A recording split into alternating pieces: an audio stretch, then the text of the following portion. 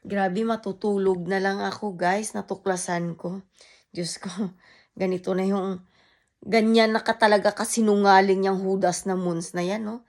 Imagine, nung nag-divorce kami, 2022, binibenta niya na ang bahay. Kaya pala nung pumunta ako last time sa Lingbu, doon ko nakita na alam mo may placard doon for sale. Tapos sabi niya, oh, that's neighbors, property that they will sell. Imagine, nandoon sa harap ng bahay namin, sa Lingbu, New Girls by Inuchu, Lingbu, Trostrup. Oh my God, magsisinungaling siya. Tapos natuklasan ko, guys.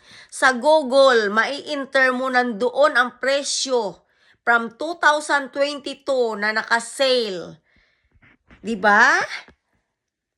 Tapos nakita ko nung nag-search ako last year, ayun yung pinaka-mababa na presyo na nasa mababa sa 600 yon, yung budiring na yun yung price nung 2023.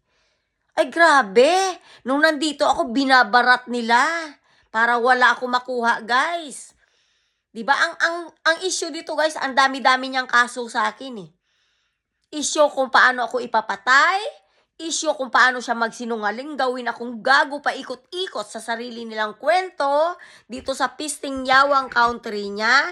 Nasa dangerous ang buhay ko, binigyan niya lang ako, guys, siguro mga 2,000. Yes, this month. 'Di ba? Nagtaka ako, guys, last month ba or 2 months ago, tinitignan ko yung account niya kung mayroon bang rent na binabayad si Budil. Wala, guys. Wala siyang natanggap. Ang natanggap niya lang ay pensyon. 'Di ba? Pensyon lang, guys, ang natanggap niya.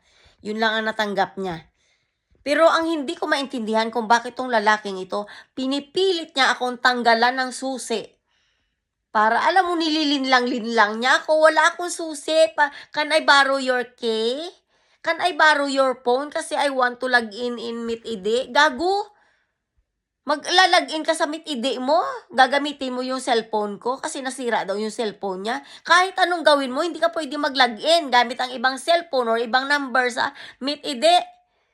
Ay, bobo. As in, bobo. Alam mo tong Mons Pedersen na to, tsaka yung 10 ng mga alagad niyang Judas dito sa country nito.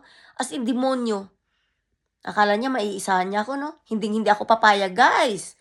Pagdating sa wealth na yan, na ako ang kasama niya sa hirap at sa hirap, ay, hindi niya ako maiisahan this time. Bagkos, ihaharap ko siya sa pulis, guys. Pulis ng Pilipinas. Kung kailangan ko ipabitay ang lalaki na, ipapabitay ko. Bakit? Dahil sa ginagawa niya sa akin. Akala niya siguro nakakatuwa yung ginagawa niya sa akin, ha? Hindi lang tungkol sa pera, guys, eh.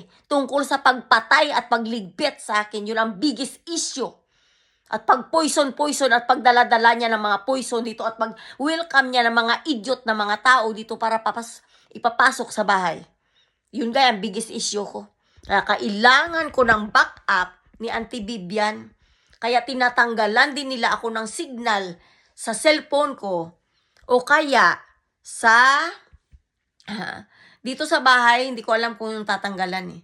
Pero tinanggalan na nila ako ng signal, guys, sa cellphone ko. Yung SIM card ko hindi na gumagana. Akala nila siguro ay kaya nila akong sipa-sipain ng ganon. Hindi ako aalis dito, guys. Hanggat hindi dumarating ang auntie ko galing London o back up from Philippines, hindi ako aalis dito. Aalis ako dito kapag tinulungan ako ng PAO. O kaya ni Auntie Vivian na sunduin ako. Dahil sa totoo lang, hindi safe ang buhay ko sa country nito eh. Lahat ng kademonyohan, guys, naranasan ko. Lahat ng pambabastos at panghaharasment, yes, naranasan ko. Yan mga ugali ng racist na yan, guys, kung paano ako tratuhin, naranasan ko yan.